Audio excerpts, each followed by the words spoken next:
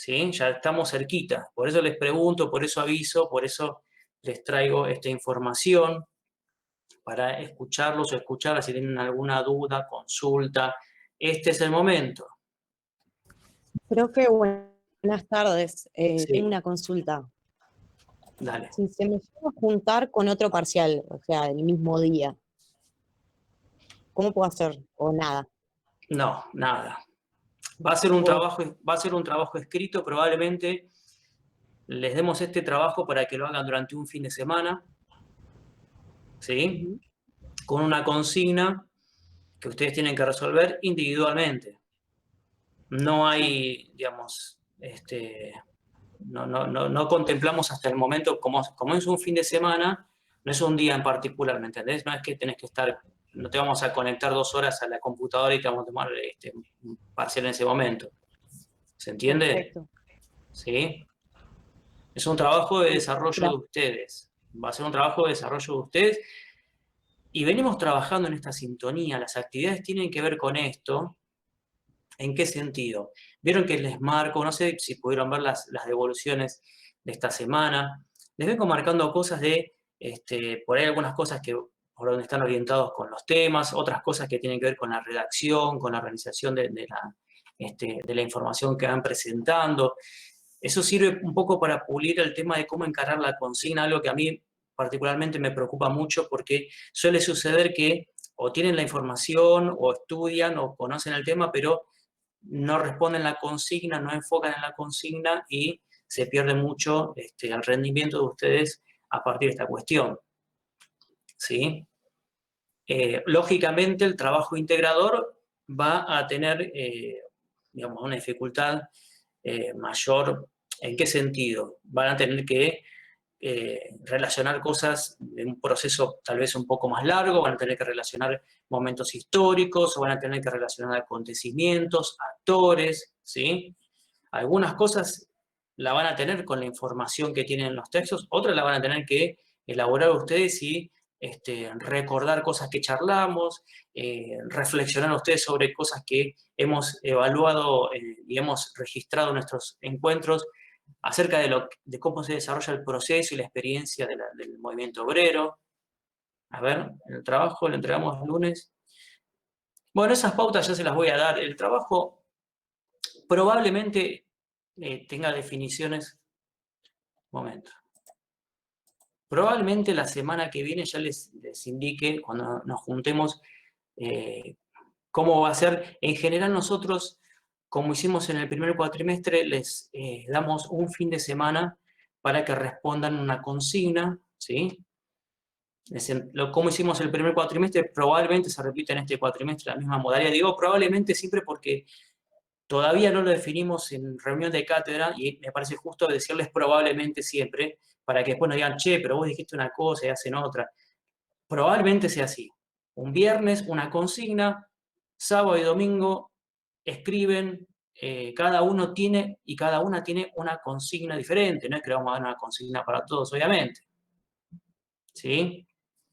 Y el domingo a última hora la entregan. Esa es, en general, ahí vi gente que hizo, bueno, el domingo sí son 48 horas que les vamos a dar para escribir sus familias, sus maridos, maridas, compañeros, compañeras, hijes, van a estar contentos y contentas de la situación de ese fin de semana con ataque de nervios y todo, pero bueno, nos parece lo más justo para ustedes también en estas condiciones, ¿sí? Bien. Bueno, recuerden la modalidad de evaluación, ya le hemos dicho, ¿no? Digamos, todos están regulares y van a ir a final, pueden cursando o sin cursar. ¿Se acuerdan de eso, no? Nosotros hacemos una evaluación acá, está la posibilidad de promocionar, que es una situación excepcional para aquellos y aquellas que digamos, con sus trabajos demuestran de una forma destacada que comprendieron digamos, la clave de análisis, los procesos que nosotros dimos acá, ¿sí? Está la posibilidad, pero no quiere decir que haciendo solamente los trabajos de cada semana, ni haciendo los trabajos integradores de medio término y del final de la cursada, de por sí promocionan, ¿sí? Tiene que ver con digamos, con el rendimiento de ustedes en estos trabajos integradores. Y sobre todo en el trabajo final en el que van a ver, digamos, van a desarrollar, van a poder plasmar, digamos, de una manera completa la clave de análisis que nosotros mencionamos siempre, evolutiva, procesual, ¿sí? Aquellos que tengan que ir por cualquier situación a final, después de haber cursado, van a tener un final diferenciado. Esa es la segunda instancia. No promocionás, tenés un final en el que se contempla el recorrido que hiciste durante toda esta cursada. No das el final que da cualquiera que no cursó con nosotros de manera virtual. ¿Se entiende eso? ¿Sí? En criollo, digamos, va a ser más accesible ese final que el otro que va a ser, viniste a final, no, digamos, no cursaste con nosotros, tenés que rendir la materia y demostrar que conocés los temas de la materia. ¿Sí? Nosotros vamos registrando el proceso de ustedes y si van a final, va a haber finales este año. Ahora voy con eso. ¿Qué pregunta? Si ustedes van a final, nosotros contemplamos el recorrido y les vamos a preguntar probablemente alguna cuestión que hay que resolver o que reforzar o algún tema en el que por ahí, digamos, hay que resolver alguna cuestión no resuelta durante la cursada, ¿sí? Bien. Temas de finales este año está movido, ¿sí? Está movida la cosa porque hoy se está discutiendo en el Consejo de la Facultad esta cuestión. Estamos con reuniones. Aparentemente la fecha de final de noviembre sigue en pie este año por los que tengan que cursar otras materias, por los que tengan que rendir otras materias, y puede haber novedades en breve. Si hay fechas de finales en noviembre, eso evidentemente quiere decir que también va a haber fechas de finales a fin de año, ¿sí? Y ustedes van a tener la posibilidad, no sé cómo, porque es lo que están definiendo ahora, de rendir final este mismo año después de haber cursado. ¿Sí? Bien. Imaginen la cantidad de estudiantes que somos acá, la dificultad que resulta tomar un examen final de manera virtual. Eso es el problema, el cuello de botella que tenemos en este momento. ¿Sí? Bien. ¿Dudas, consultas? Por favor. Profe, una Sí, consulta. Quería saber, mañana está la clase del teórico especial del peronismo. ¿Y el sí. martes que viene también lo vamos a ver o es solo repaso? Pero claro, Ah, no. Vamos a ver peronismo la semana que viene. buenísimo. Cerramos Gracias. con eso. Sí, sí. Mañana la profesora Mariana Facio trabaja de una manera muy exhaustiva el tema del rol de las mujeres en el movimiento obrero y mañana va a haber una clase que tiene que ver con el rol de las mujeres. Seguramente va a ser, digamos, una semblanza, un recorrido por el rol de las mujeres en el movimiento obrero, pero se va a enfocar digamos, en el peronismo sobre todo, ¿sí? Tema de esta semana. Se los recomiendo enfáticamente cursar, hacer la presencial el teórico de Mariana. Pero bueno, como puedan, probablemente tengamos la posibilidad de grabarlo y en algún momento subirlo, pero no les puedo prometer cuándo se va a subir. Alguno o alguna me preguntó sobre esta cuestión, ¿sí? Si quieren tener, digamos, el teórico presente, les sugiero verlo mañana y presenciar la clase mañana, porque no les podemos prometer que esté a la brevedad subido a alguna plataforma o en el Classroom, ¿sí? Sí, a mí lo que me preocupa es que no llego a leer. O sea, Sí, yo la podría llegar a cursar, pero no llego. O sea, es como que... bueno, yo te recomiendo leer los materiales que envió la profesora, que yo les adjunté, ¿no? Pero es porque es cortito, eso es cortito de una nota periodística, y el otro es una ponencia un poco, ¿no? Esta noche, desde el teléfono, un ratito así, ¿no? Bueno, no, digamos, sí, lo de James y Schiavi para mañana no, probablemente no llegan a leerlo, ¿sí? Eh, Les sugiero, si tienen tiempo, leer el material que envió la profesora para estar en tema específicamente sobre lo que ella va a hablar, ¿sí? Y James y Schiavi lo vamos a ver en profundidad el martes que viene, ¿sí? Bien. Les envié el link, ¿lo vieron? ¿Sí?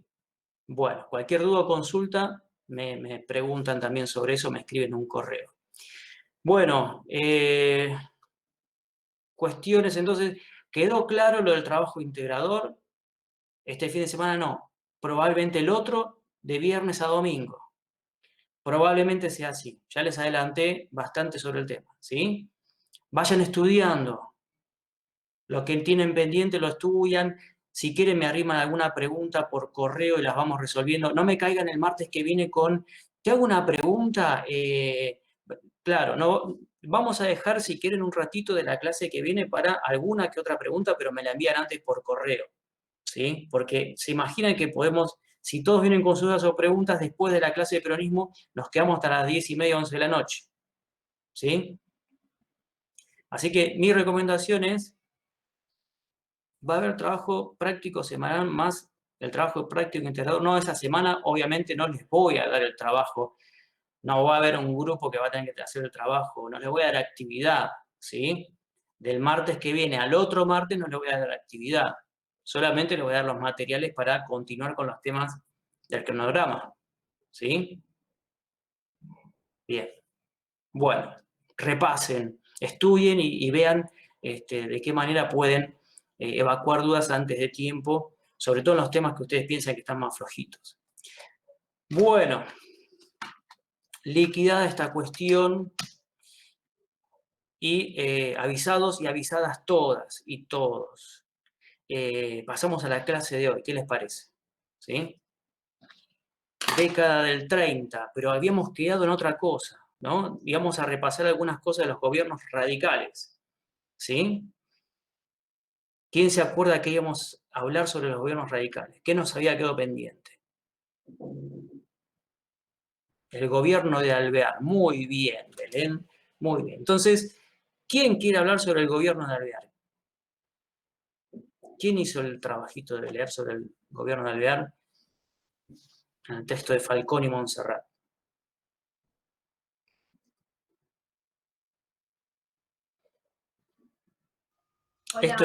Esto en clase presencial era más fácil porque yo les miraba las caras, me identificaba a los que miraban para un costado, qué sé yo, y les podía, ¿no? Los intimidaba de alguna manera para que hablen, pero acá no puedo. Estoy limitado a la participación de ustedes. Muchas gracias. Belén, dale, Belén. Bueno, yo lo que leí más que nada era que había bajado la conflictividad durante el gobierno de Alvear y también se sumó el factor de contexto económico, que era un poco mejor. Entonces, estaba un poco mejor la situación, digamos, para el movimiento obrero. Muy bien, es un periodo de bonanza económica, dice, ¿no? El texto Claro. de Falcón y Montserrat.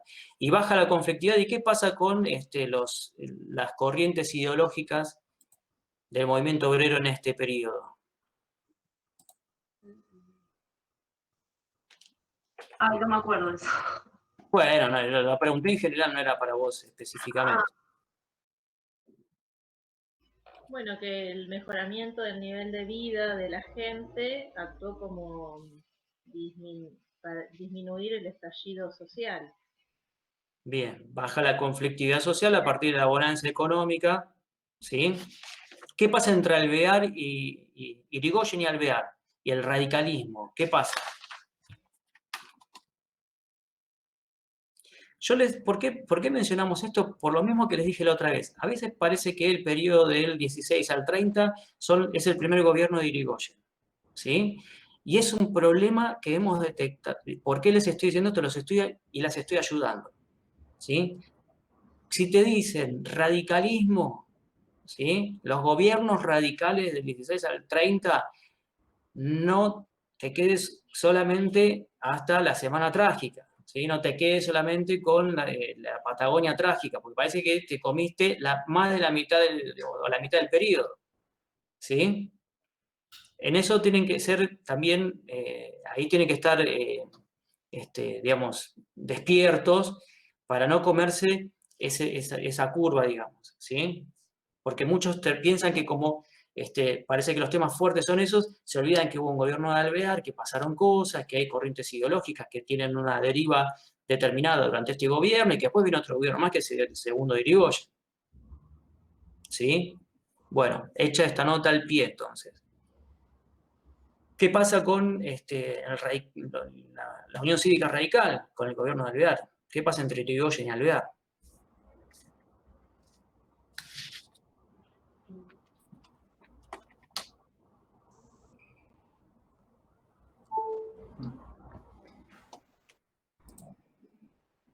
Bueno, a ver, le ponemos. Hay algún micrófono por ahí abierto. Pensaba que me iban a decir algo. Bueno, Irigoyen y Alvear representan dos corrientes dentro de la Unión Cívica Radical que empiezan a confrontar se llaman los personalistas y los antipersonalistas. ¿Sí? Una pregunta, profesor. Sí. ¿Puede ser que a Alvear le decían el delfín de Irigoyen? Puede ser, sí. Pero ideológicamente, ¿cuál es la diferencia? Alvear venía de una rama de las familias más aristócratas de Argentina y adineradas. Muy bien. Con Alvear hay un componente más conservador de la Unión Cívica Radical, ¿sí? Que accede al gobierno. Irigoyen es más representativo de la parte más popular del radicalismo, ¿sí? Y esta es la diferencia, no es solamente una cuestión de personalismo ni de caudillismo, ¿sí? Sino que tiene que ver con esta composición ideológica y cultural, si se quiere, y socioeconómica de los estratos políticos dentro del radicalismo, ¿sí? Bien. ¿Y qué Sí, hace? de hecho, Alvear también fue presidente del Jockey Club. Claro, claro. Bueno, Representaba a una clase. exactamente, exactamente. Tiene que ver con esta cuestión. Digo porque si no parece como que fuese el enfrentamiento entre dos personas y no es así, ¿sí? Son dos sectores políticos dentro de un espacio político. Bien. Y respecto de las leyes, ¿qué decía el texto sobre las leyes? Alvear continúa con la política legislativa en favor de la armonía social, no continúa.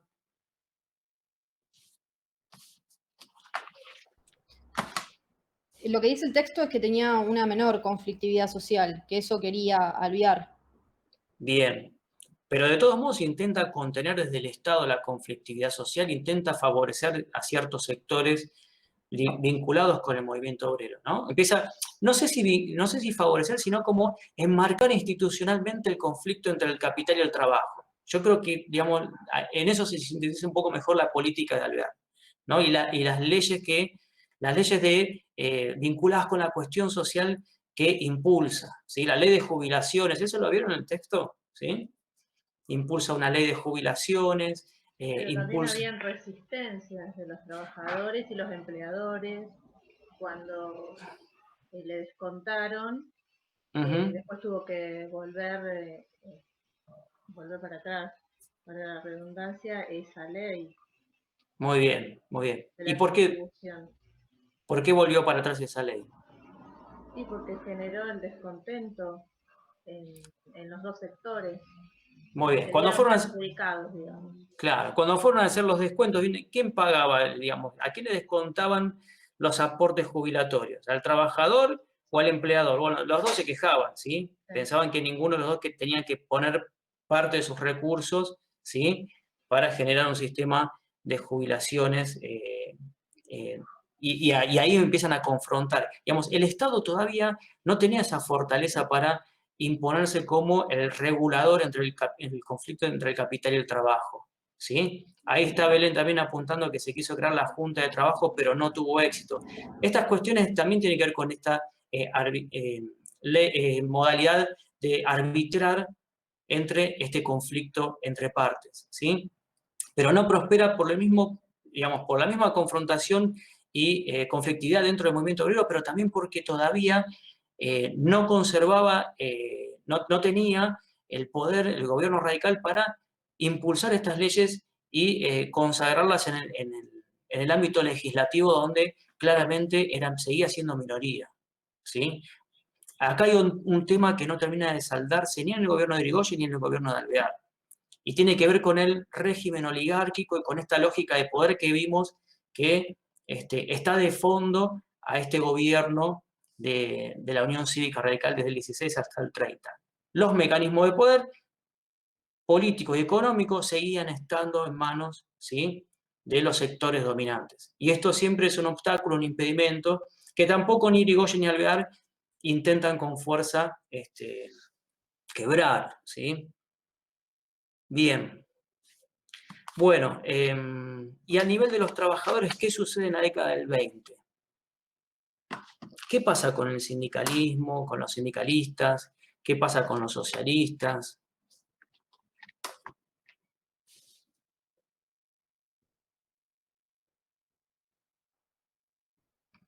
¿Qué pasaba antes? Esto es importante. Che, a ver, se quedan, gobierno de Irigoyen, parece pasaba que, que, perdón, antes de 1920, entre 1910 y 1915, estaba la asociación Fora con el anarquismo, que estaba perdiendo poder porque se declaraba política. Entonces intervenía en el movimiento obrero, pero no quería intervenir en la política, que era donde se estaba caldeando todo, digamos, donde se estaba justamente estas nuevas leyes que eran de las jubilaciones, como se estaban originando y como estaba mejorando, el anarquismo no intervenía, y al no intervenir empezó con el correr de los años a quedar obsoleto y a dar paso a otro tipo de movimiento obrero, no, de sindicalismo. Va a estar vigente por unos años largos todavía, pero, digamos, empieza a replegarse frente a la avanzada de otros. Pero pierden representación, eso es lo que explica el texto. Claro, exactamente. Frente a otras corrientes ideológicas que logran una institucionalización, un reconocimiento en ciertos ámbitos de negociación mucho mayor que el anarquismo, que claramente resultaba más conflictivo para los espacios de poder. Claro, y más Muy allá bien. de más conflictivo, tampoco podían representar políticamente porque se declaraban apolíticos. Claro, exactamente. ¿Y quiénes, digamos, Irigoyen, ¿no? Llega Irigoyen y con quiénes empiezan a tener más protagonismo, quiénes quedan desplazados, eso lo hemos visto. El Partido Socialista. Muy bien, hay una competencia, eso se acuerdan, ¿no? Hay una competencia desde lo electoral, ¿sí? Hay una competencia por, digamos, inclusive con los sindicalistas también, y hay una unidad de intereses, si se quiere, entre el sindicalismo y el gobierno de Irigoyen, ¿no? En enfrentar a los socialistas, ¿sí? Sí. Bien, ¿qué pasa en la década del 20 con esto?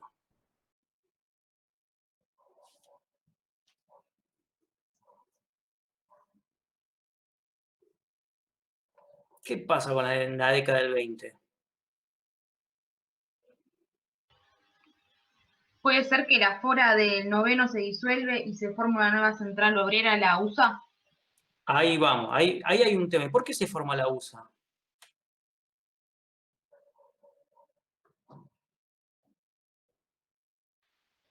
Porque puede ser que pretenda solucionar los conflictos que había en la Fora del Noveno, pero no lo logra y se agudizan aún más los conflictos. Ahí está, eso está muy bien, ¿sí? Digamos, después de la Revolución Rusa, después de los acontecimientos de fines de la década que tiene esta década que va hasta 1920, hay como una conflictividad y una discusión ideológica muy fuerte, ¿sí? Y se empiezan a agudizar las tendencias acerca de la participación política, la no participación política, y el sindicalismo empieza a perder un poco esta carrera, ¿sí?, respecto a la participación política, y se agudizan los conflictos tanto con los socialistas como con los comunistas, que ya empiezan a tener presencia en el movimiento obrero en este momento, ¿sí? Y acá también se empieza a debilitar un poco la posición de los sindicalistas, ¿sí? Bien. Se forma ¿Ustedes vieron el cuadrito de Matsushita que yo les dije? Que les mencioné, ¿sí? Es importante que tengan presente, digamos, ese recorrido de las organizaciones obreras. ¿Qué pasa con los socialistas?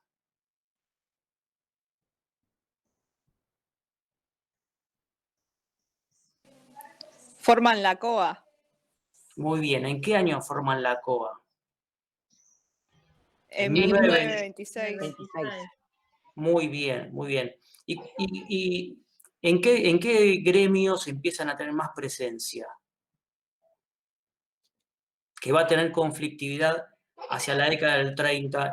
La UF y Los ferroviarios, ¿sí? Los ferroviarios.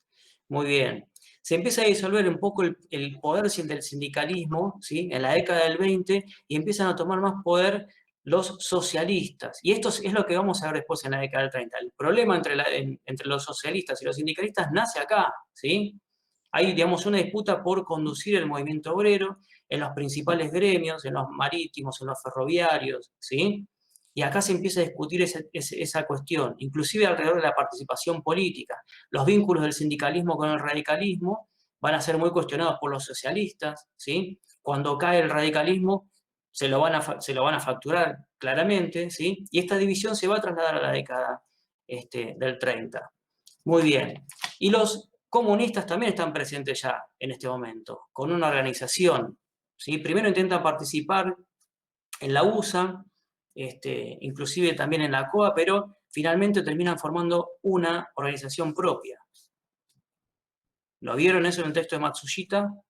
El Comité Nacional de Unidad Sindical Clasista. Muy bien, ténganlo presente. Tengo todo el machete.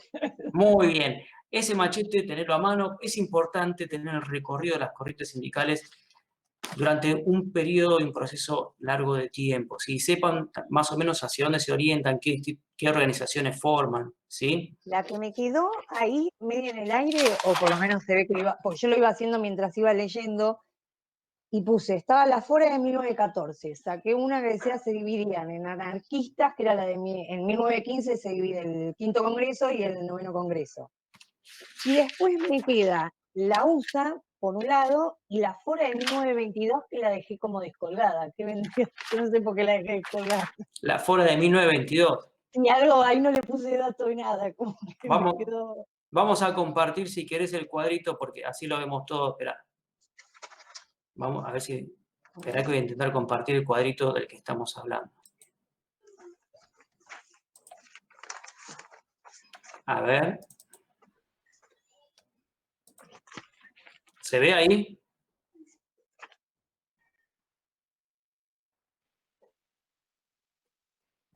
¿Sí? Sí, profe, ahí se ve. Sí, ahí sí. Muy bien. ¿Cómo es la línea esa del quinto congreso? ¿La ves? ¿Se ve la Fora del quinto congreso qué era?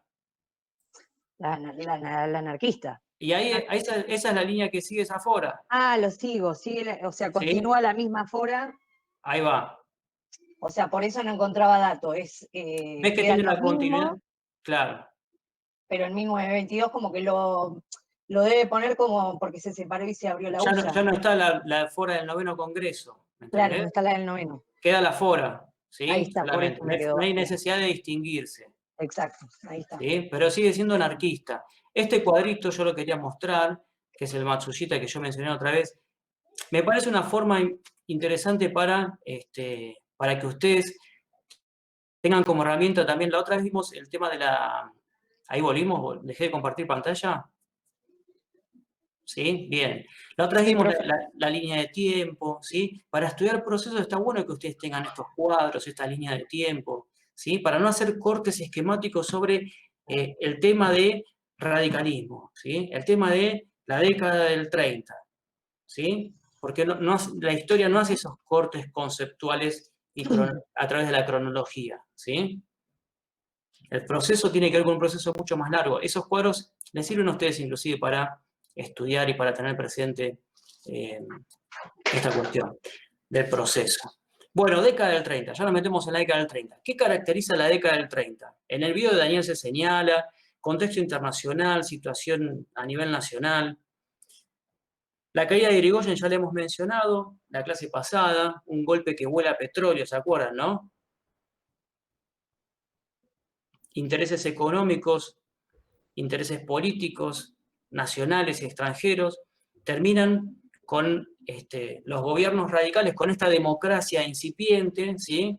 Que había desafiado en algún punto y que había permitido el desafío de los intereses y los privilegios de los sectores oligárquicos, que habían respondido con violencia cuando fue necesario, ¿no? Pero acá dicen, bueno, evidentemente estos gobiernos democráticos no son garantía de nuestros intereses, ni de los intereses de nuestros aliados y nuestros socios.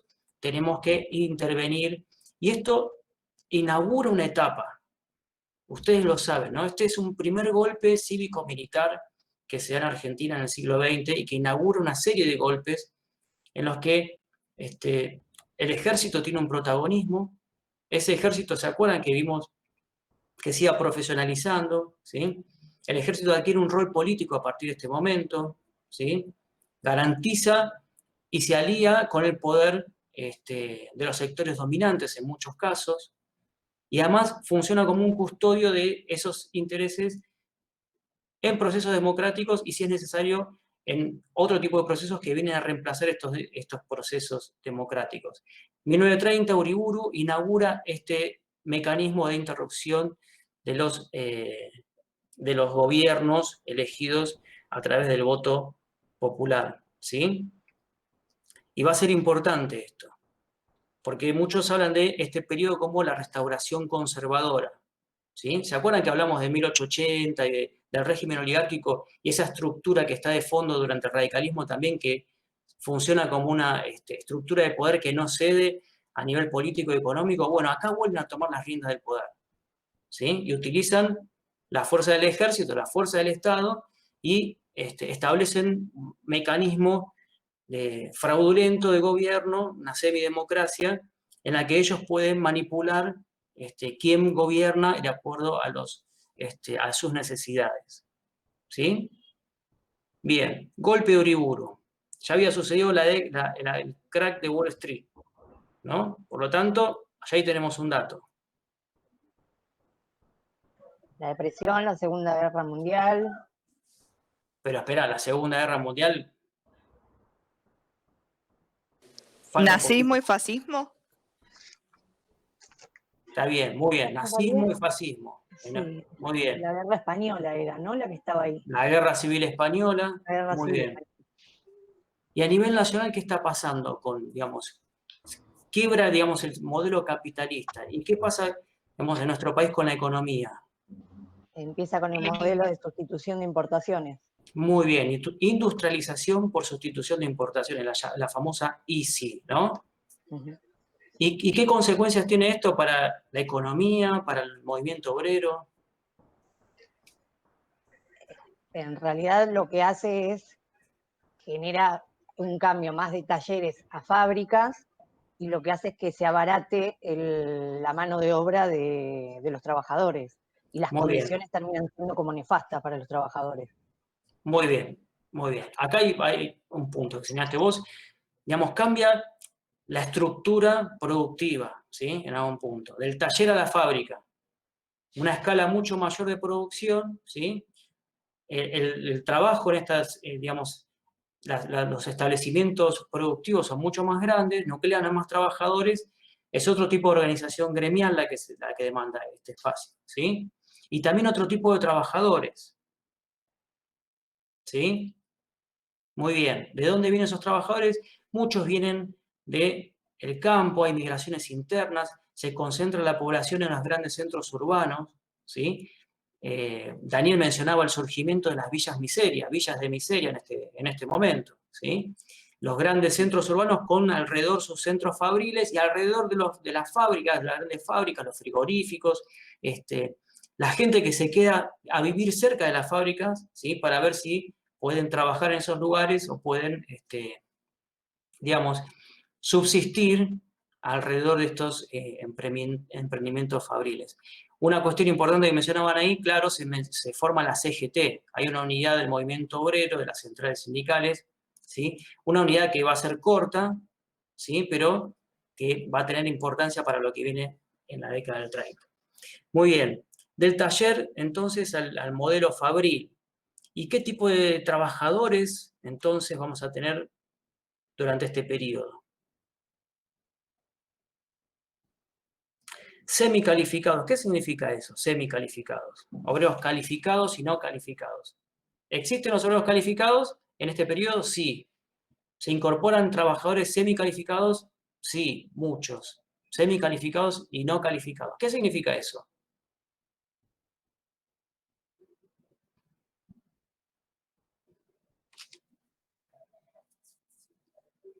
¿Qué significa un obrero no calificado o semicalificado? No estarían especializados. Por ejemplo,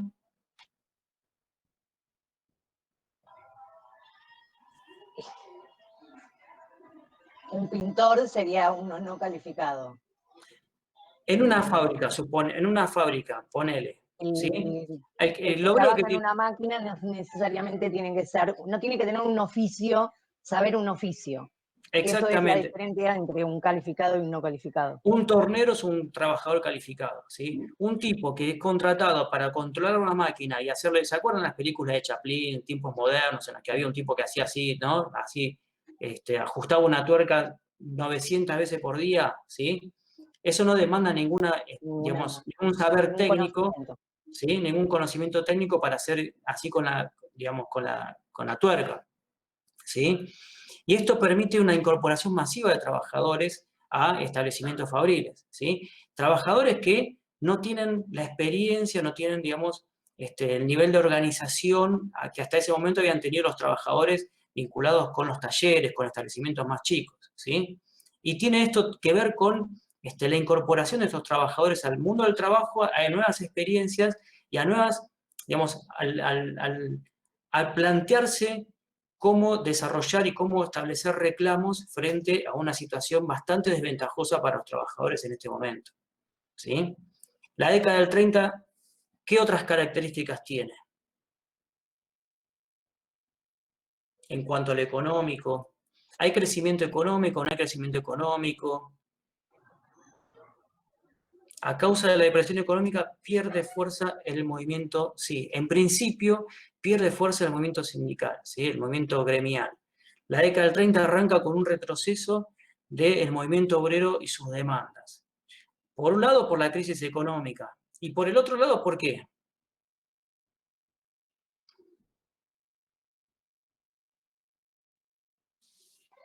Perdonan, ¿cuál fue la pregunta?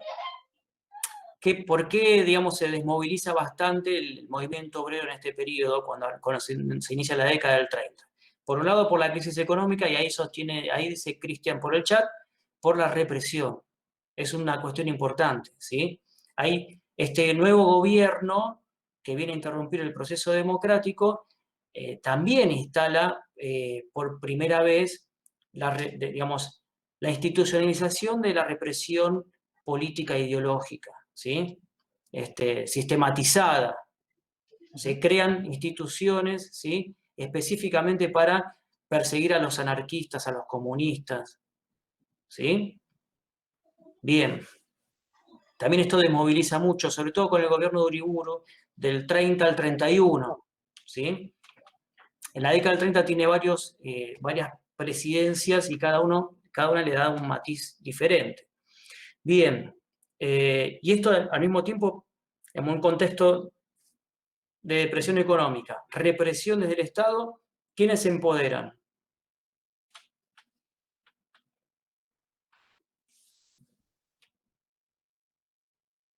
La patronal, ¿sí? Esto permite la avanzada de la patronal sobre los derechos de los trabajadores. Esta situación se da sobre todo hasta mediados de la década del 30, ¿sí? Es un momento de, digamos, los trabajadores están desahuciados, desesperanzados, ¿sí?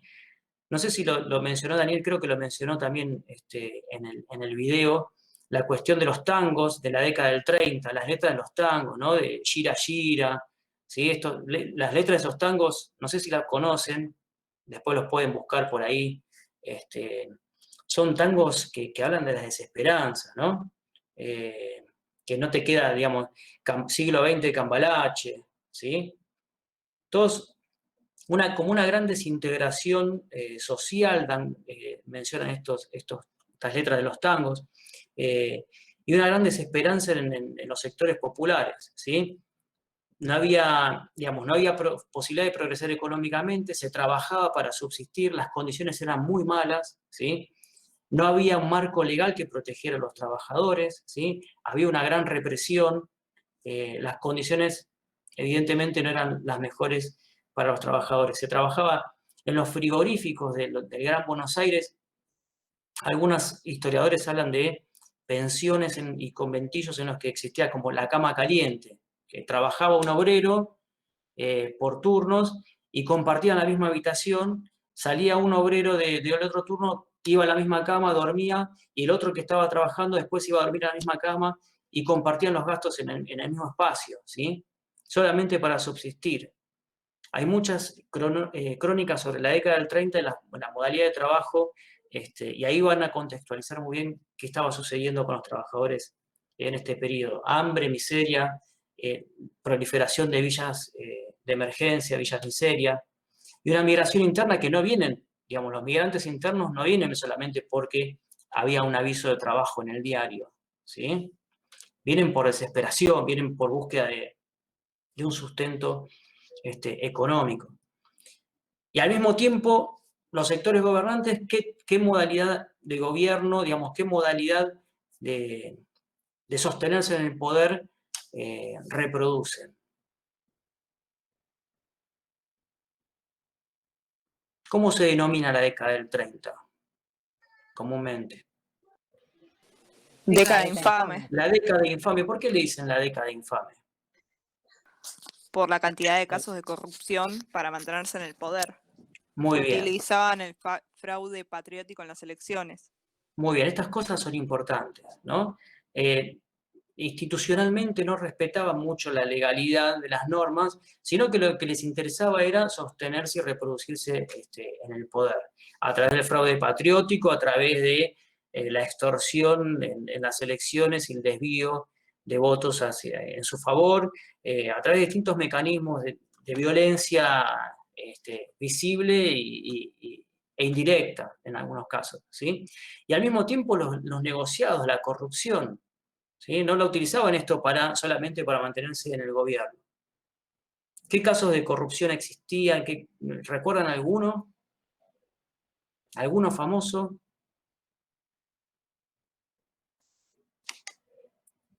¿Algún pacto por las carnes?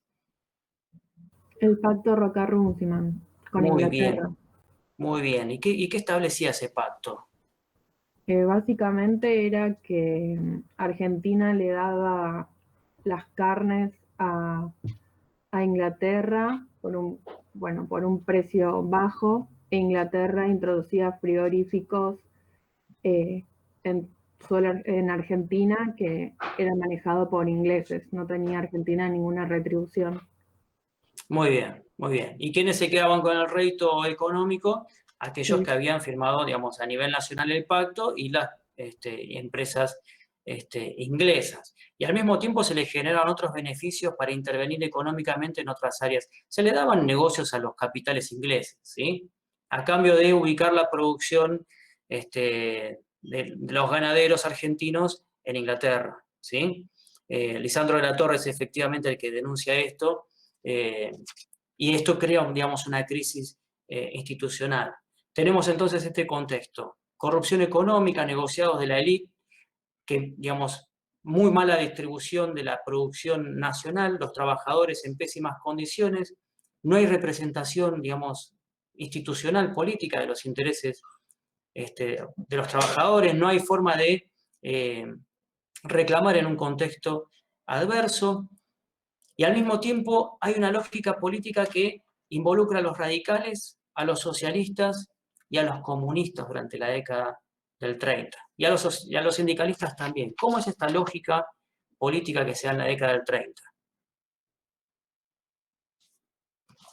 Hay un gobierno represivo, ¿no? Uriburu.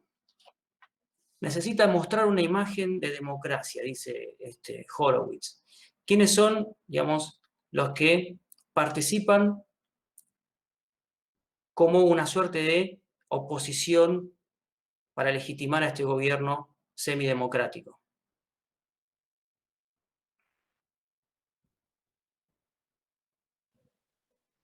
¿No es la CGT con la única que dialogan? O sea, como que reconocen para el diálogo. La CGT,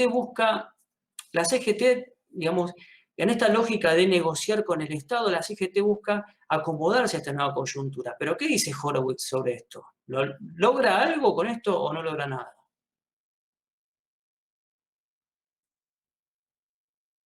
Si hay, digamos, esta lógica de mantenerse en el poder sin tener que negociar con el movimiento obrero, margina un poco las posiciones y de negociación que imperan en la CGT, ¿sí? Por lo tanto, se vacía un poco esta lógica de poder que viene de arrastre de la década anterior. ¿Sí?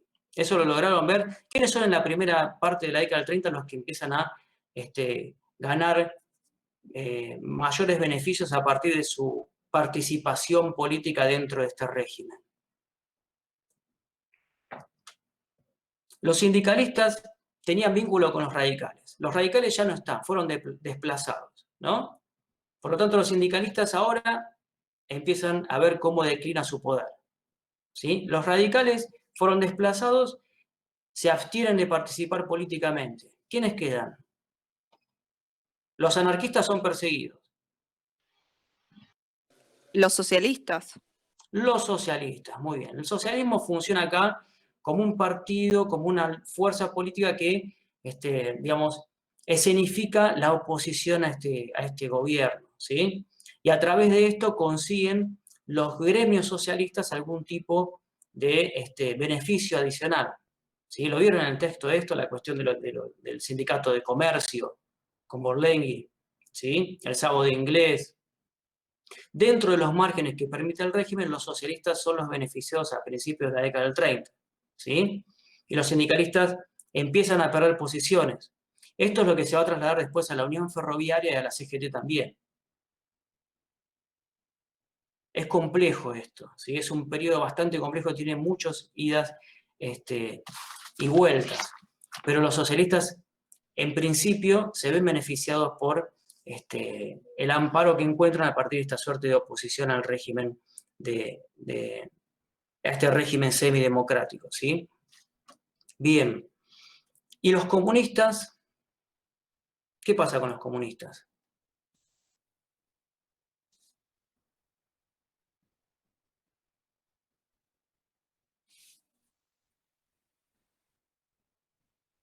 Son perseguidos, muy bien. Los anarquistas también son perseguidos.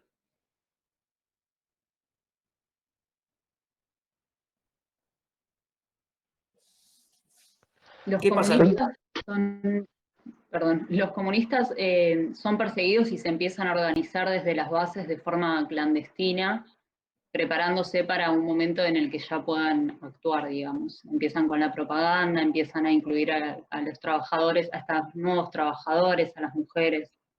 Muy bien, muy bien. Ahí está. Los comunistas tienen de respaldo, digamos, el partido político, ¿sí? Y esto es una gran ventaja, ¿sí? Frente a la represión, el partido político, ¿qué función cumple?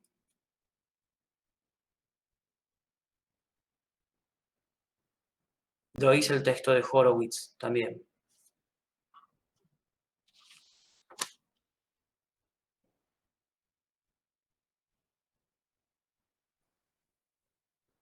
El partido político, digamos, como estructura, ¿sí?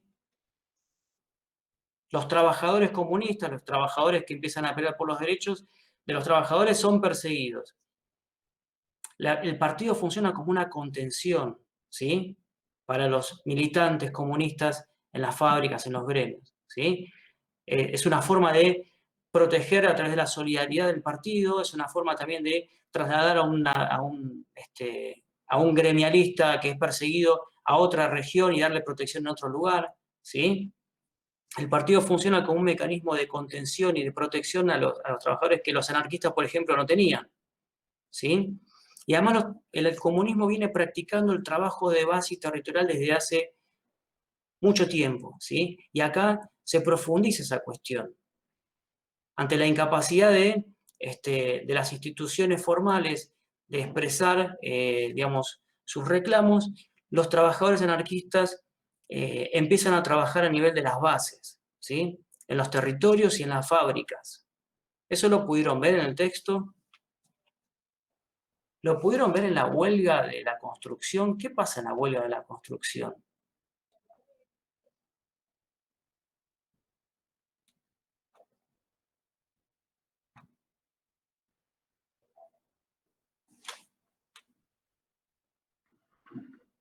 Bueno, ¿no vieron nada de la huelga de construcción?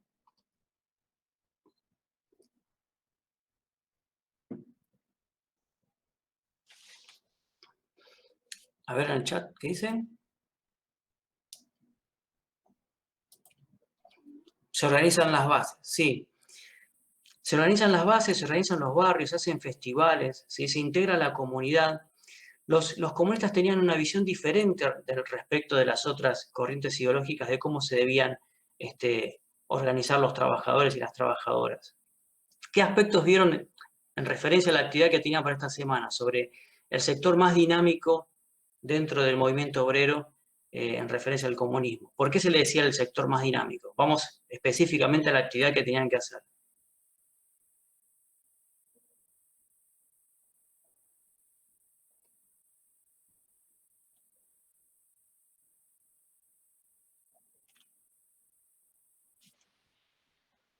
Porque además de conseguir mejoras laborales, ellos lo que pretendían era también acaparar más gente de las bases que otros sindicatos habían dejado de lado. Como habían dicho antes, eran las mujeres y los trabajadores no calificados.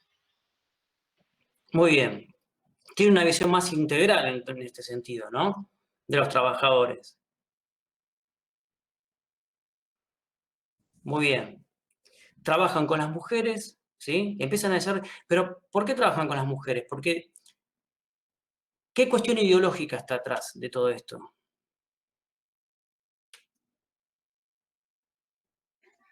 En realidad, de lo que entendí,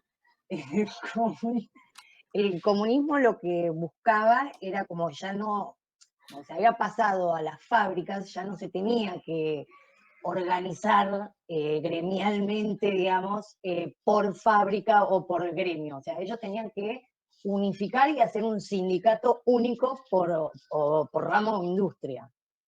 Muy bien. Dentro de esas industrias está la textil, por ejemplo, o la telefónica, en donde estaban las mujeres y que para el comunismo era una pieza suena horrible. Una pieza importante. Políticamente Me van a hablando. matar todos después. No, políticamente hablando, está muy bien. Claro, una pieza importante, entonces como que le empiezan a dar y a representar y como a defender el salario, las horas de trabajo de la mujer, como que las incluyen y en realidad son los únicos que piensan, que son avanzados en pensar en hacer el sindicato único e incluir a las mujeres. Muy bien. Esto es un tema importante, ¿sí? La inclusión de las mujeres tiene que ver con mirar el mundo del trabajo de una visión global, mucho más amplia, ¿sí? Y tiene que ver con la cuestión filosófica e ideológica del comunismo también, ¿sí? Los proletarizar a los trabajadores tiene que ver con esto. Las mujeres también son parte de una relación de explotación. Si uno lo mira desde ese lugar, ¿sí? No hay una cuestión, una división entre hombres y mujeres, o trabajadores calificados o semicalificados. Hay que integrar todo ese, digamos, proletarizar tiene que ver con eso, ¿no? Construir la conciencia de clase y el poder de la clase, ¿sí? Que incluya a las mujeres, a los hombres, a los trabajadores calificados, semicalificados. ¿Se entiende eso? Hay una concepción ideológica de fondo, ¿sí? No está limitado a el interés solamente del partido político y los ideales del partido político. Hay una construcción social de poder, ¿sí? Hay que construir el poder, y esta experiencia estaba en el partido desde mucho antes, ¿sí? La construcción de ese partido fuerte, la expansión del partido comunista, tiene que ver con estas lógicas que después lo lleva a lo gremial. ¿Se entiende eso? ¿Sí? La práctica política a nivel del partido es lo que se traslada a la práctica gremial también. Esta cuestión de la multiplicación a escala del trabajo político, la construcción de células a nivel de las bases.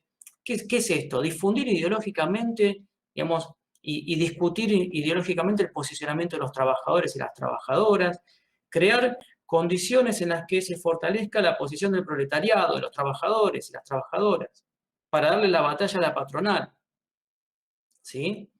Por eso inclusive tiene esta visión de construir sindicatos más grandes, sindicatos a la escala nacional, ¿sí? Es estratégico. el pensamiento de la política partidaria se traslada a lo gremial también en estas estrategias. ¿Sí? ¿Se entiende eso? Por eso me parece que el comunismo fuese, digamos, una cuestión solamente iluminada y tiene que ver con esa práctica política que viene del partido, ¿sí? De construir poder a nivel político, a nivel de la clase, del proletariado. ¿Sí? Es una práctica que viene desde lo partidario. Y no había conflicto acá tampoco entre la relación entre el partido y el gremio, ¿sí? Porque en realidad lo sindical y lo partidario van de la misma mano en la lucha. ¿Sí? Y acá en esto también le sacan ventaja, inclusive, digamos, a las posiciones sindicalistas y a los socialistas que vienen debatiendo esta cuestión, si intervenir con el partido o no. ¿Sí? Bien.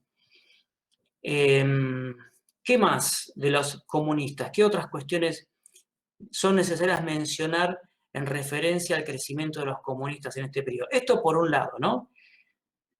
Crecen los gremios, ¿sí? Crecen los gremios en escala, pasamos del taller a la fábrica, crece digamos, la escala de producción y también los comunistas plantean grandes gremios a nivel nacional, federaciones a nivel nacional, ¿sí? Coinciden con el momento del movimiento obrero y lo conducen hacia la concentración y la organización del poder obrero en este periodo. ¿Qué otra cuestión favorece el crecimiento del comunismo en este momento?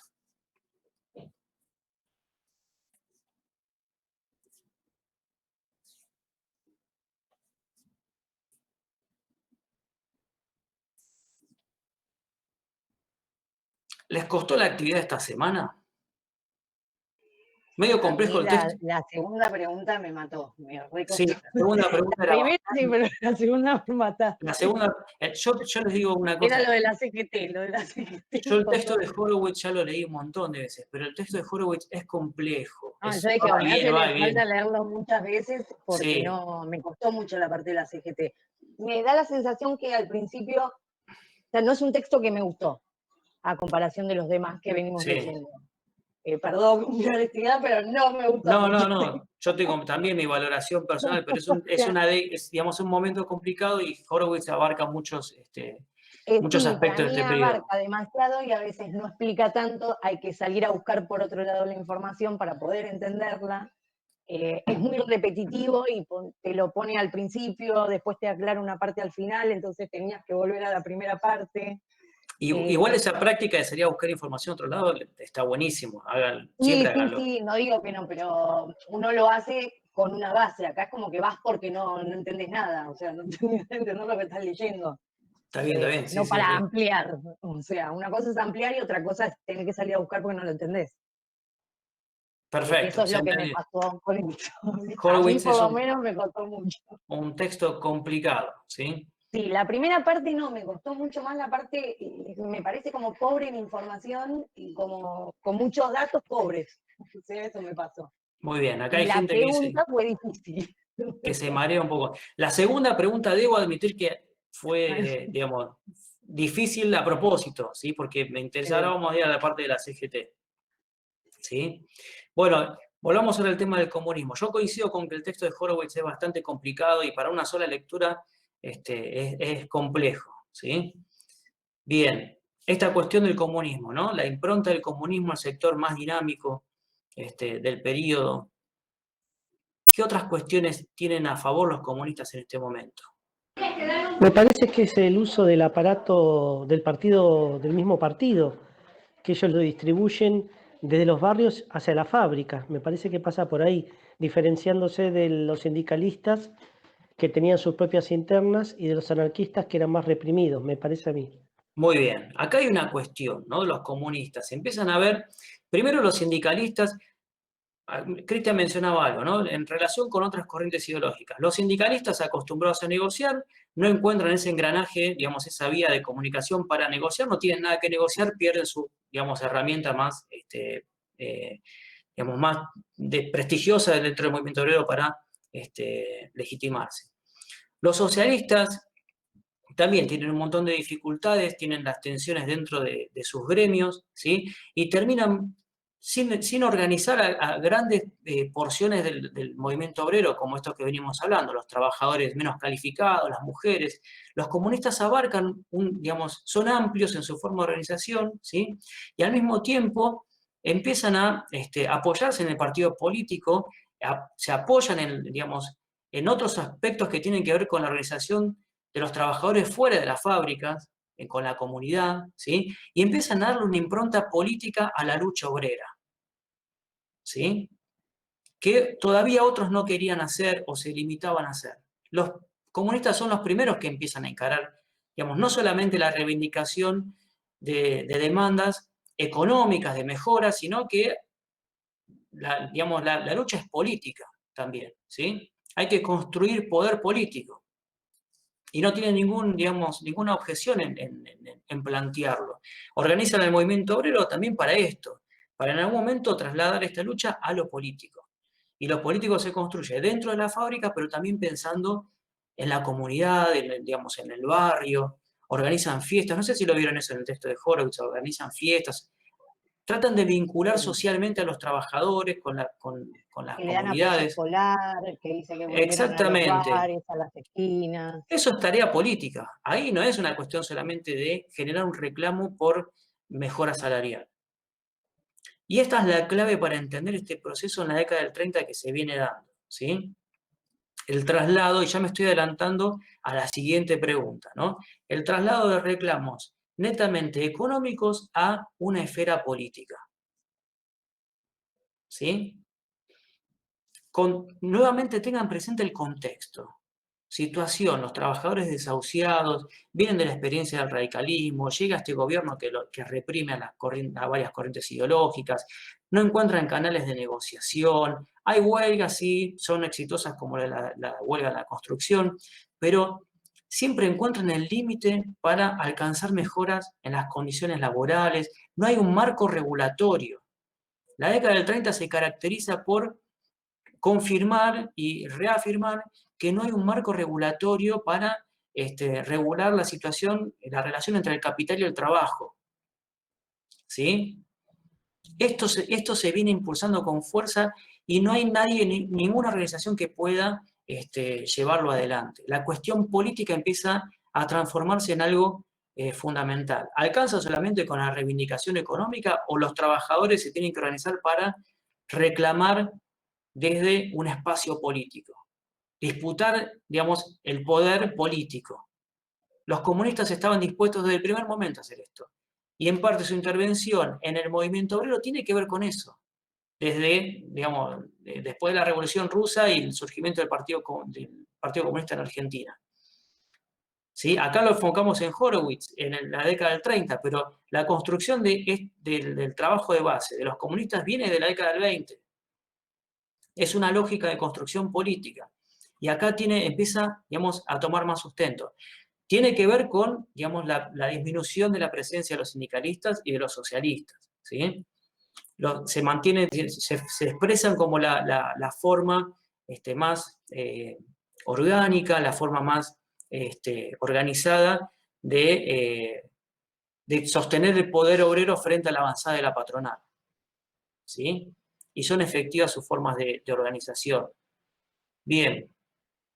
Y hay un evento a nivel internacional que es importante también, que pocos lo mencionaron en la actividad.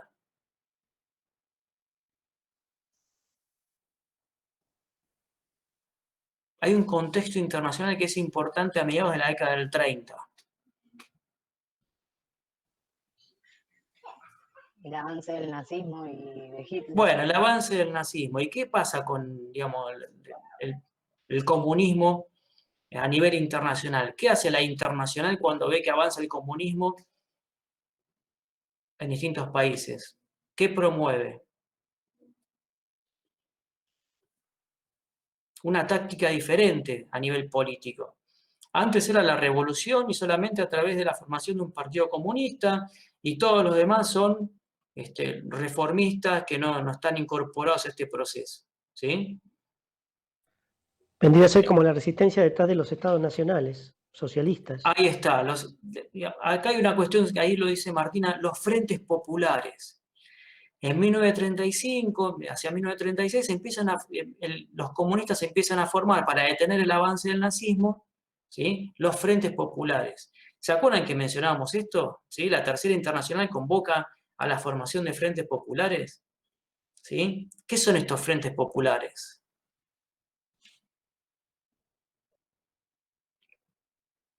¿Quién se acuerda que eran los frentes populares?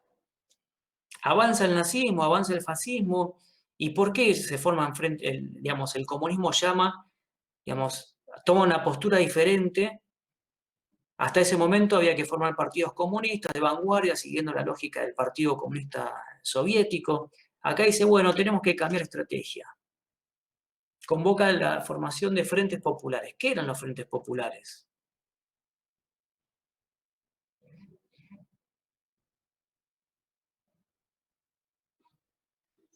Esto estaba en el texto también de Horowitz, lo mencionaba.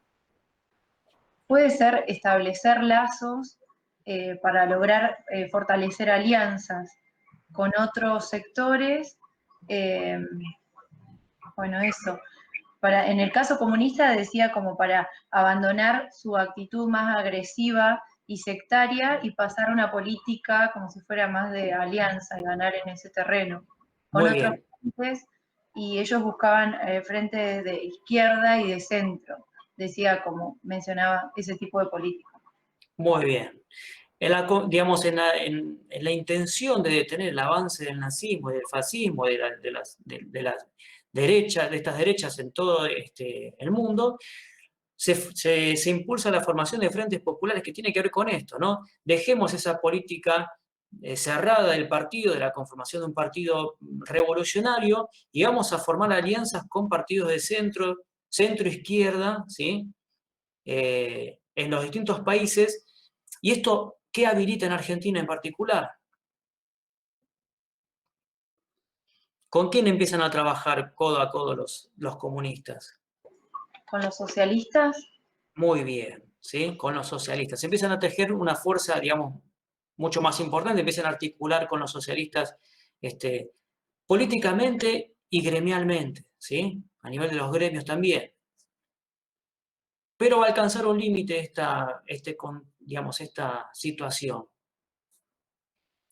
La lógica de los frentes populares se va a empezar a quebrar, y es una debilidad del comunismo a nivel internacional, y en Argentina también se va a expresar. ¿Qué pasa a nivel internacional con esta lógica de los frentes populares? ¿Se sostiene en el tiempo? ¿No se sostiene?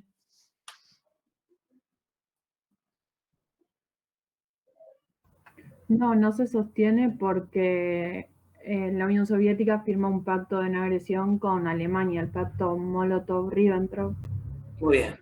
Entonces los comunistas ahora se abstienen de formar frentes para frenar el nazismo. Muy bien. Todo lo que capitaliza el comunismo a nivel del trabajo territorial, a nivel del trabajo político, en los barrios, en los sindicatos, en las fábricas, se ve limitado por su dependencia de la política internacional del PC, ¿sí? Del partido a nivel internacional. El partido seguía alineado a la Tercera Internacional, seguía alineado al Partido Comunista Soviético, y lo que se bajaba como línea, digamos, era lo que a nivel internacional se aplicaba a nivel nacional. Y esto es un obstáculo para la construcción política del Partido Comunista en Argentina, ¿sí? Todo esto que se construye, por un lado, se encuentra como limitado por esta alineación con la política exterior, con la política internacional que plantea el Partido Comunista, ¿sí? Después se rompe el pacto de Stalin con Hitler, y quieren implementar otro tipo de política los comunistas, pero ya van a tener la desconfianza de los socialistas mucho más asentada. Bien. Respecto de los comunistas, entonces me interesaba ver esta cuestión vinculada con la participación política, con las mujeres, los trabajadores semicalificados. Esto que menciona Horowitz es muy importante, ¿sí? La formación de sindicatos a nivel nacional van a tener una incidencia muy fuerte en sindicatos del periodo, como los metalúrgicos, los textiles, la alimentación, la construcción, y van a generar una impronta de organización que va a ser importante para el proceso que viene, ¿sí? Esta organización adentro de las fábricas, adentro de los establecimientos fabriles, va a tener incidencia en lo que viene por delante, ¿sí? Hay algo que va a existir, digamos, de la organización a nivel de las bases, que va a tener mucha presencia en el peronismo, que son las comisiones internas, las comisiones de fábrica, ¿sí? ¿Saben qué es eso? Ya no es solamente, digamos, el sindicato afuera, el gran sindicato y la reunión del sindicato fuera de la fábrica el que toma decisiones. En el lugar de trabajo, los trabajadores eligen representantes y toman decisiones que después se trasladan a lo sindical, ¿sí? A la decisión sindical orgánica. ¿Se entiende? Y estas comisiones de base van a tener una relativa autonomía e independencia en la toma de decisiones, ¿sí? Y esto va a ser una experiencia muy importante para el proceso que se viene por delante, ¿sí? Más allá de lo que hagan las dirigencias, las bases van a tener cierta autonomía de decisión. Ya hay gente de ahí que se adelantó con el texto de Schiavi y vio algo de esto. La clase que viene vamos a ver el texto de Schiavi que profundiza esta reflexión sobre las comisiones internas. Bueno, y vamos a la segunda pregunta que fue de jodido nada más, ¿no? Que me odiaron todos y todas, ¿sí? ¿Por qué hice esa pregunta? Para romper esa famosa frase que tiene que ver con, y la CGT se divide en CGT1 y CGT2 porque hay un voto que se da vuelta, ¿no? Eso aparece en todos lados. Ahí alguien pregunta, yo no entendí esto de las comisiones internas. En este trabajo, vuelvo sobre el tema de las comisiones internas, las comisiones de base, ¿sí? El comunismo trabaja fuertemente en la formación de unidades políticas, si se quiere, dentro de los establecimientos productivos, fabriles, ¿sí? Formas de organización dentro de las fábricas que no dependan solamente del sindicato que está afuera, ¿sí? Los establecimientos fabriles toman decisiones y esas decisiones se trasladan a la organización sindical. ¿Se entiende eso? Son organizaciones de base, comisiones de base de cada uno de los establecimientos. Funciona como el delegado hoy, pero que tiene nexo con el sindicato, pero a vos te solucionan las cosas dentro de tu empresa. Exactamente. Y al mismo tiempo generan una cohesión para tomar decisiones dentro del establecimiento. No necesitas querés tomar una medida de fuerza, no necesitas que todo el gremio esté atrás tomando una decisión, sino que no vos va podés... el trabajador a dar la cara con la patronal, porque son ellos los que, como comité, que pelean con la patronal, negocian con la patronal. Exactamente. Hay una representación política de los trabajadores dentro del espacio y gremial dentro del espacio fabril, ¿sí? ¿Se entendió? Igual esto de las comisiones internas lo retomamos la clase que viene. Sí me interesa que ustedes vean que ya, digamos, este proceso se viene gestando desde este momento. Bien, y llegamos al final de la década del 30, principio de la década del 40, y tenemos esta cuestión de la división de la CGT entre CGT1, CGT2, ¿sí? ¿Qué está pasando con esta cuestión? La pregunta, ¿alguien tiene la pregunta a mano para leerla? ¿No? No me acuerdo la pregunta. Sí, profe, acá la tengo. Sí. Dice, ¿cómo influyen las siguientes cuestiones en el proceso que conduce a la división de la CGT en 1942? Crecimiento de los gremios y nuevas modalidades de organización, frustración de dirigentes y bases en relación al reconocimiento de derechos laborales e intención de ciertos liderazgos gremiales de canalizar políticamente sus demandas. Bueno, quiero escucharlos y escucharlas a ustedes, antes de orientar yo un poco las respuestas. En algunos casos se mencionó mucho todo el proceso de división a través de la votación, qué sé yo, pero esto apuntaba, la consigna era clara respecto de estos tres ejes. ¿Qué me interesaba a mí? Que ustedes puedan ver estos ejes que se dan en la década del 30 y que tienen, digamos, que condicionan esta cuestión de la división de la CGT en dos. Para que Es no lo que lo... entendí, Sí. pero se ve que no estaba tan bien igual lo que entendí, así que me vas No, a no, está bien. corregir. Pero yo lo que entiendo es como que habían crecido los sindicatos justamente o sea, empiezan a crecer otros sindicatos que ya no son los ferroviarios, pero no estaban los socialistas. Entonces ellos lo que ven es, la CGT ya no la manejás vos como socialista, porque ya no sos vos el sindicato poderoso. Bien. Eso es como el primer roce que yo noté que había surgido. Bien. Respecto Acá a los gremios, ¿no? Eso lo apunté a los gremios, eso.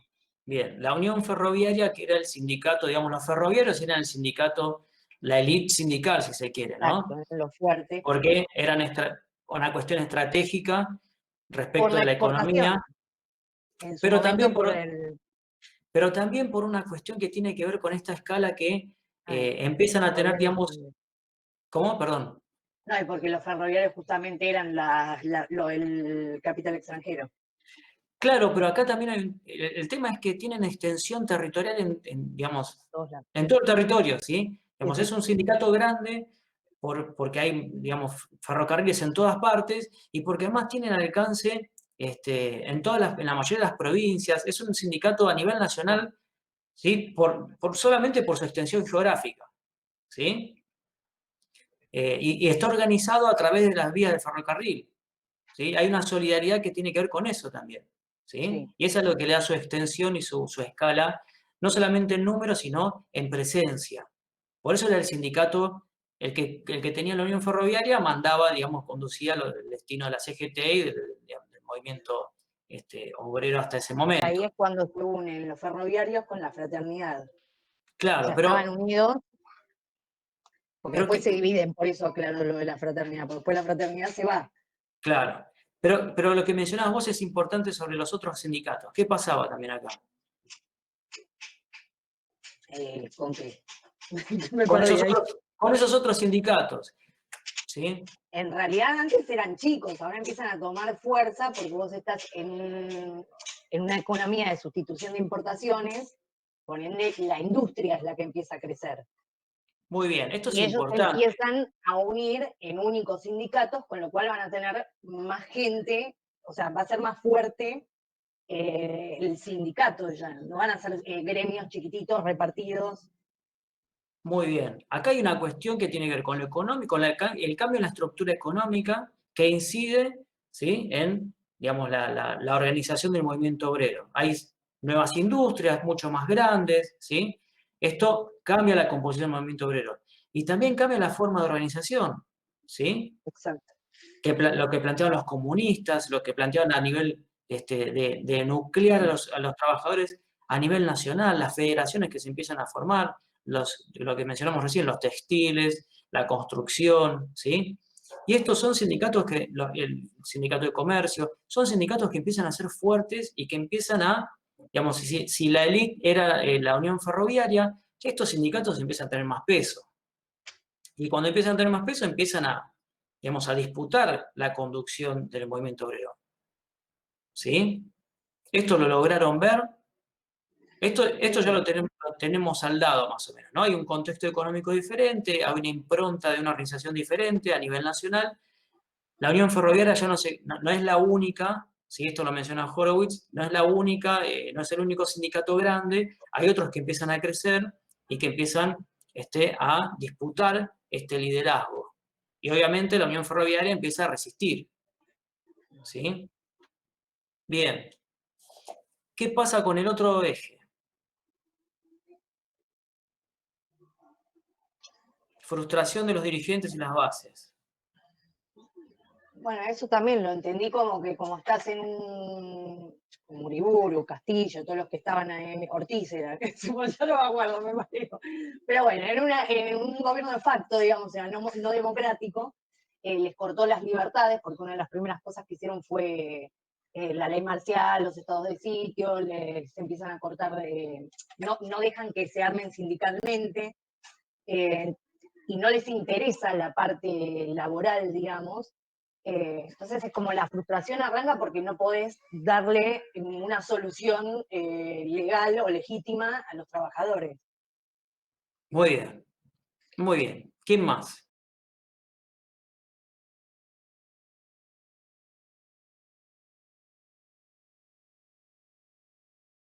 en esta cuestión. Vamos. Si no, Jimena se lleva todos los laureles, acá no. Igual no tanto porque me pusiste que estaba floja la pregunta. Ah, sí te puse eso, ¿y por qué? ¿Qué te marqué? Yo no sé, por eso no entiendo qué es lo que estamos, qué es lo que Bueno, tengo pero que acá es un poner. tema, pero bueno, por ahí lo tenés claro y cuando lo redactás, no sé. No sé, y yo tampoco, por eso no. ¿Qué fue lo que marqué particularmente que estaba? Como que no apuntaba al eje. Y yo digo, sí, apunté, te dije que era lo que pasaba con los ferroviarios, que para mí esa era la primera división, que después había una segunda división que tenía que ver con esto de la frustración, de no poder, como que ellos seguían a los trabajadores, pero no podían generarle nuevos beneficios ni ayudarlos más que eso. Y puse algo más, pero no sé, Bueno, por eso dije, no entendí nada. Digo, o sea, al final no entendí nada. No, algo más debe haber, pero lo tenemos que... Después, si querés, lo revisamos. Si te quedaron dudas, lo Dale. revisamos. Dale. No, porque tal vez estoy escribiendo o apuntando mal, sí, eso es, puede ser. Que No, lo ahí- entienda, pero por eso también tendría que saber en qué es lo que me estoy equivocando, porque si En no el algunos trabajo casos... también lo voy a hacer mal. Bueno, un poco más de optimismo, vamos. No, Lo es que que yo... igual siempre, la primera pregunta muy bárbara, la segunda es como que ya no sé si estoy muy cansada en irse a la segunda o qué. No sé qué te habré marcado, pero a veces pasa, yo encuentro eso en las actividades. Si quieren, les vuelvo a mencionar esta cuestión. Hay dos cosas que encuentro a veces. Una, que copian del texto, ¿sí? Y copian literal del texto. Yo no sé si ustedes están interpretando la consigna o están, digamos, trasladando cosas del texto que encuentran que más o menos van con el tema y lo pegan. Esa estrategia de copiar cosas del texto y ponerlo como respuesta no deja ver su propia elaboración. Yo entiendo que la información sale de ahí, ¿sí?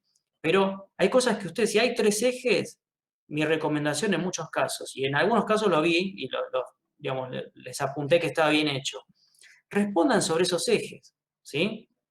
Bueno, la CGT se divide a partir de estos ejes porque el crecimiento de los gremios se da de esta manera, La frustración de los dirigentes viene de tal lugar y la intención de ciertos liderazgos gremiales de canalizar políticamente, Respondan eso, ¿sí? No hagan un resumen del texto, por un lado. Y por el otro lado, la presentación de los argumentos es importante en este sentido, que esté ordenado y que esté enfocado a responder la consigna.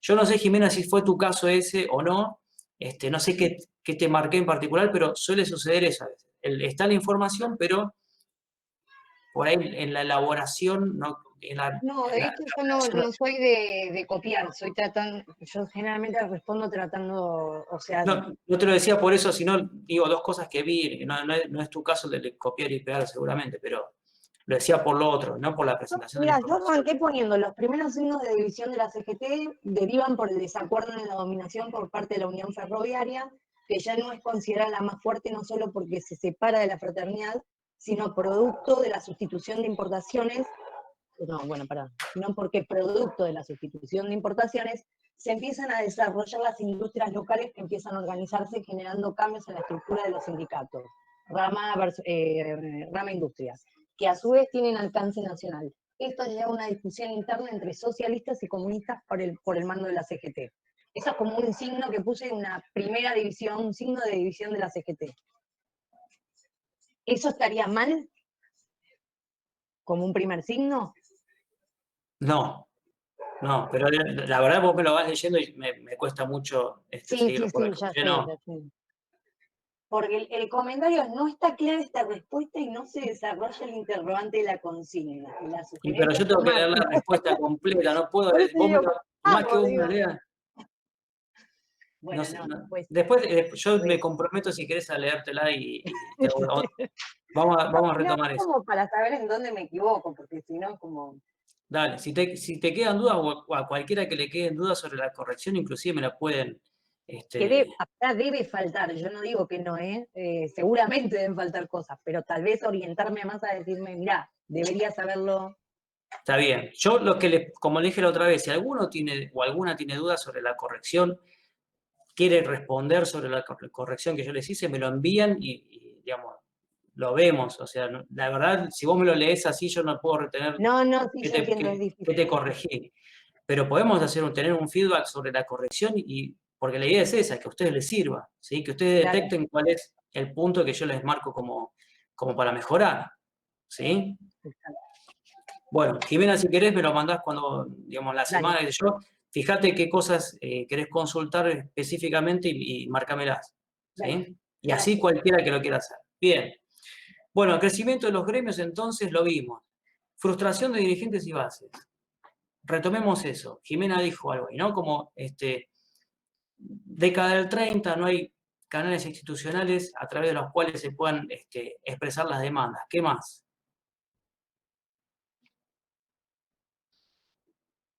¿Hubo algún logro, digamos, económico de las luchas de los gremios en este periodo?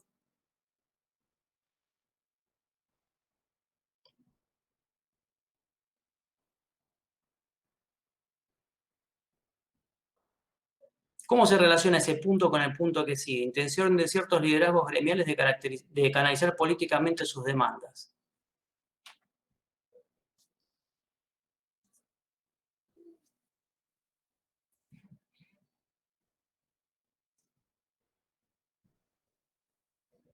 Vamos, Jimena, te veo con ganas de hablar, ya te veo así como...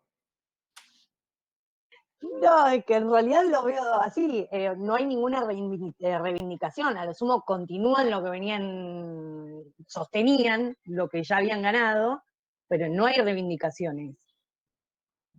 Espera, ¿reivindicaciones de qué tipo? Ni salariales, ni de nada, no hay mejoras para Muy bien. el trabajador.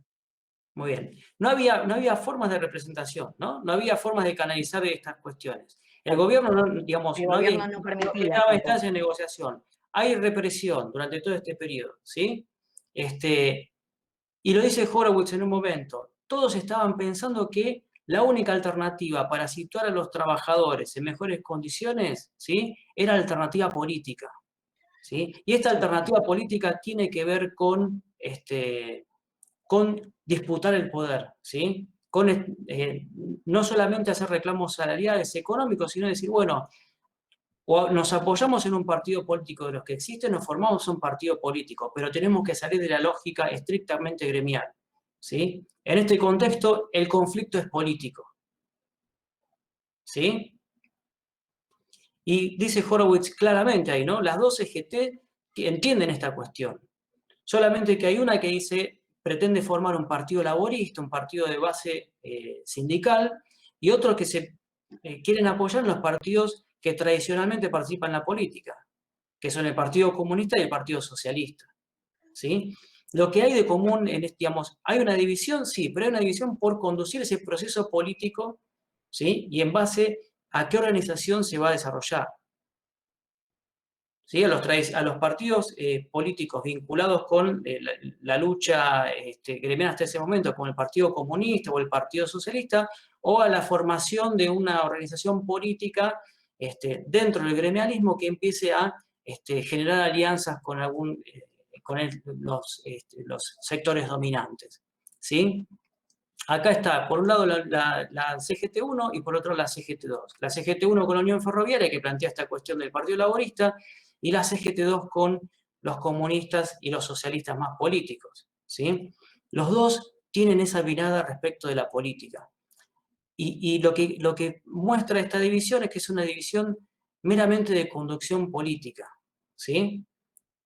Hay conciencia respecto de que la solución es política.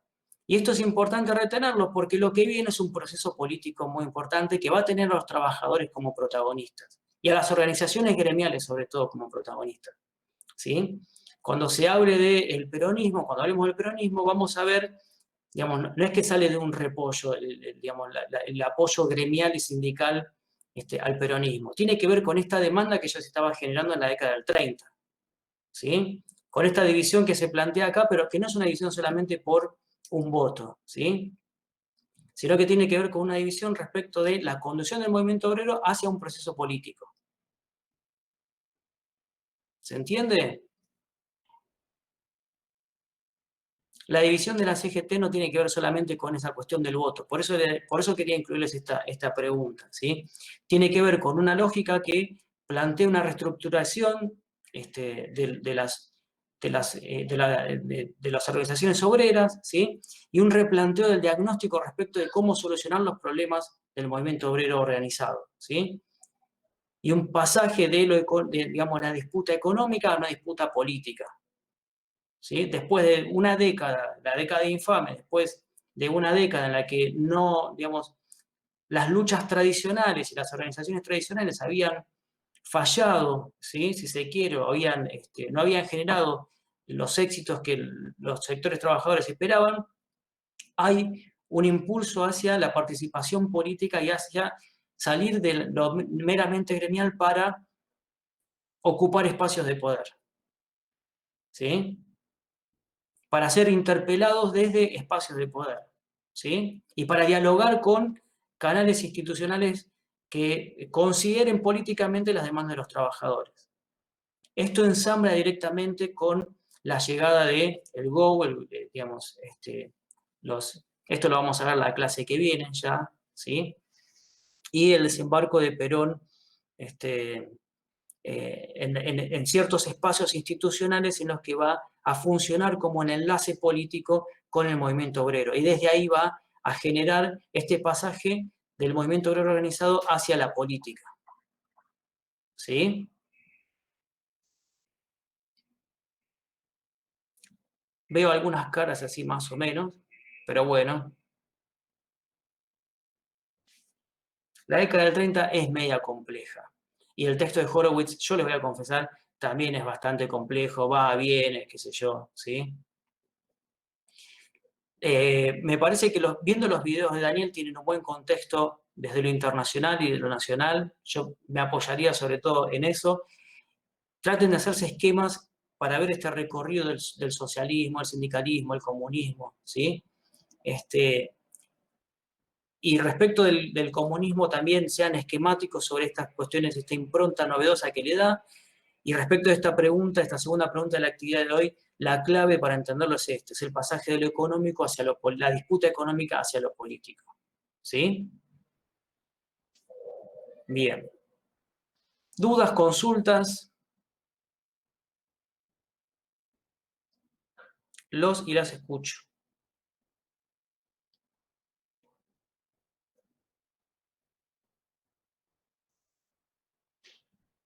¿No?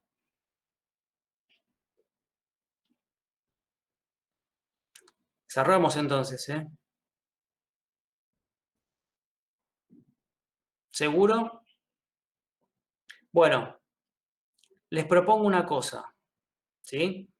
Repasen los temas que vimos hasta ahora, traten de ver dudas o consultas, se las anotan y me las envían por correo electrónico. Yo las junto, ¿sí? Y si hay dudas o consultas para responder, las junto y hacemos un momento de repaso la clase que viene. ¿Sí? Todo lo que yo les pueda responder, bienvenido, pero me lo tienen que mandar por escrito para organizar el encuentro. ¿Sí? La clase que viene vamos a ver peronismo y va a ser bastante intenso. Texto de James y de Schiavi. Supongo que los van a leer para mañana, pero si no los leen para mañana, los leen para el martes próximo. ¿Sí? Actividad de los grupos negros, ¿no? Para la clase que viene, por escrito, perfecto. Bien. Y la parte de la evaluación quedó clara, ¿no? Este fin de semana no, probablemente el próximo, y seguramente les mandaré nuevas indicaciones si tenemos información desde la cátedra. ¿Sí? Bueno.